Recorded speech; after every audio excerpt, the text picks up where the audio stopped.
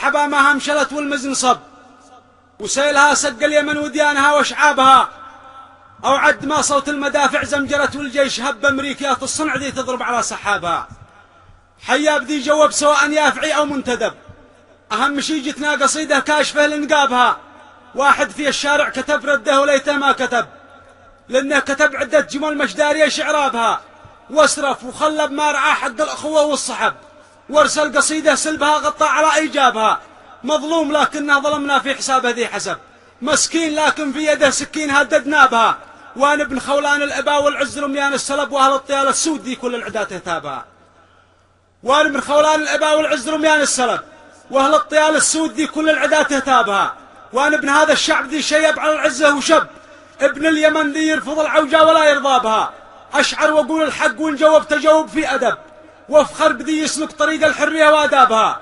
وأحط رجلي في الصفا ما حطها بين الخلب، وامشي وراسي مرتفع عند السماء وسحابها. واكره دعاة التفرقة والعنصرية والشغب، وتعاف نفسي من ذباب المجزرة وكلابها. وادلي بما في جعبتي قبل البنادق والجعب، واحرص على حقن الدماء وأهل النفوس أولابها. أحارب الباطل بقول الحق واعمل ما يجب بدون مشع الحرب والبلوى على جلابها. قال حارب الباطل بقول الحق واعمل ما يجب بدون مشع الحرب والبلوى على جلابها. أحاوره وأحذره والهوب يكفيك الذرب، وما للحروب إلا الرجال الماسكة لأعصابها. كم ناس نادى الحرايب وآخر الموقف هرب، ما كل من جاب المنايا كان من طلابها. والأسد في وسط الحديقة راسها مثل الذنب، وش بتسوي يا عسى لو كشرت بنيابها. يا ذي حلمت إن العسل حنظل وشوهت الرطب، نفسك مريضة عيفت من زادها وشرابها. ما عاد تريد إلا عسل سوري تجيبه من حلب، والشيخ يحجز لك ذهب الطائرة وإيابها.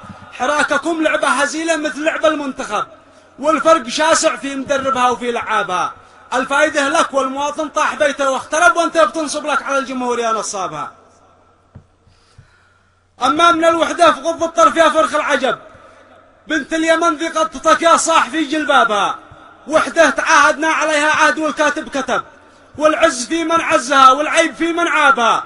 وحدة إخاء وحدة شرف فيها حسبنا، والنسب ما حد شوه بنتها الحلوة ولا يغتابها. مدحتها وأنا أدري أن المدح في ذلك يجب، لكنني موفيتها بالمدح ربع نصابها. حبيتها والحب واجب لا تقول لي مستحب، لأن ربي والحبيب المصطفى وصابها. أقسم بربي لو يسيل الدم لا فوق الركب ما نترك الوحدة ولا احنا عايشين إلا بها. أسألتكم بالله ذي هو فوقكم حاكم ورب، يا سامعين قصايدي في بدعها وجوابها. هل نخسر الوحدة إذا السارق سرق ولا اغتصب؟ هل نذبح الجاموس لأن العيب في حلابها؟ هل ينقض المسلم عهوده لا ظلم ولا اقترب؟ هل يقلع الإنسان عينه لأجل شيء صابها؟ أنا سمعت أن العجائب سبع في دنيا العجب، وعجب من السبع العجائب قصتك وعجابها. ماشي لوحدتنا علاقة بالأراضي والجرب، ولا بخلاب الحكومة لا كثر خلابها. ما أنا مصدق آدمي صوت معها وانتخب كذاب ذي يشكي من الحاجة وذي جابها. والحرب ما هي حل في ظل القوائم والنسب، والأمر شورى لا يزيد أشعب على شعابها. لن تطعمت القب في العناب عاد الحرب قب، باتكره العناب والقهوة مع صبابها. وإحنا لها جاتنا قصبة ومن كذب جرب، نسقي عدو الشعب سم الموت وسط أكوابها. وأبو لهب ومسيلمة وسجح وحمال الحطب من مس وحدتنا ورمى البنت بعد انجابها. ما عاد يفيده ما زرع ولا يفيده ما صرف، ولا تفيده توبته من بعد لو زتابها. ولو يصوم الست من شوال واربع من رجب ويحج ما تشفع له الكعبة ولا ميزابها. قال ولو يصوم الست من شوال واربع من رجب ويحج ما تشفع له الكعبة ولا ميزابها. هذا جوابي للذي جوب وللبلوى جلب، مع احترامي له ليافع شيبها وشبابها.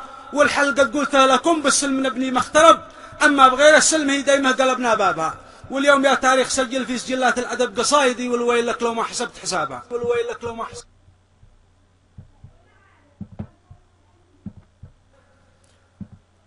جواب عنوان والعز في من عزها والعيب في من عابها.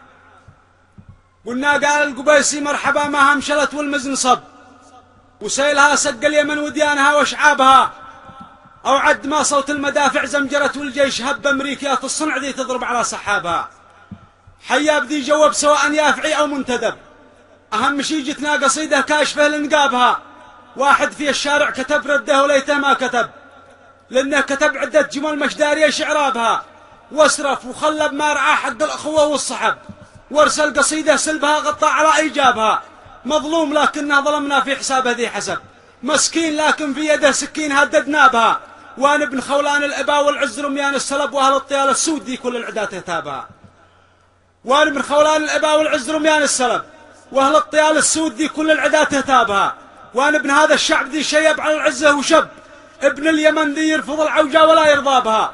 أشعر وأقول الحق وإن جاوبت جاوب في أدب.